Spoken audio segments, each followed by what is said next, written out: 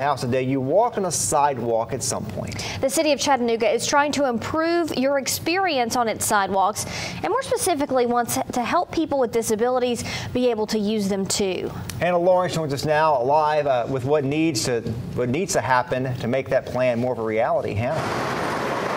Josh and Latricia, next week the council will be discussing that plan inside their building, but right here outside is a good example of what they're wanting to fix. This curb is lowered but doesn't have all the elements to be considered legal under federal guidelines. Follow me.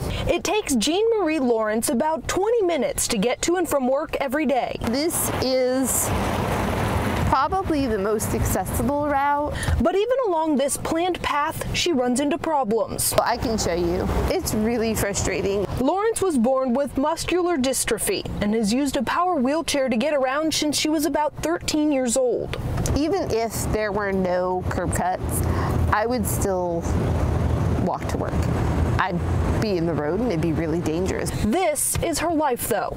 But there's no curb cut on this corner, so I can't get down right here. A good example of the projects Chattanooga has to take on. A year ago, TDOT indicated that there were going to be requirements from the federal government all the way down to all municipalities. By December, Blythe Bailey says the city has to adopt a plan to comply with those Americans with Disabilities Act requirements. In the meantime, the city is asking Chattanoogans to send in suggestions of locations that need work.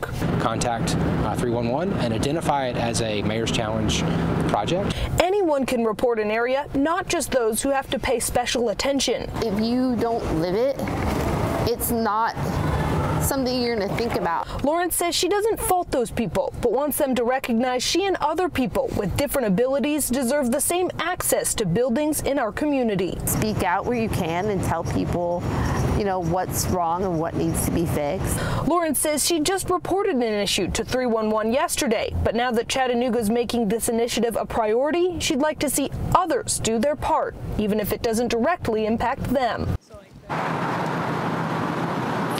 Lawrence says that she has noticed a significant difference in the amount of accessible sidewalks in the past few years. Coming up at 6, we'll tell you some of the other problems she says besides just the curbs being lowered.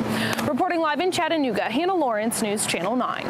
Hannah, thank you. So what makes a sidewalk accessible under ADA guidelines? Federal government gives states and cities a blueprint like this one you see right here. There are required dimensions of a curb cut that ensures a person in a wheelchair can go from the sidewalk to the road smoothly. It includes how steep and how wide the sidewalk should be. For more details about the ADA requirements, visit our website, newschannel9.com.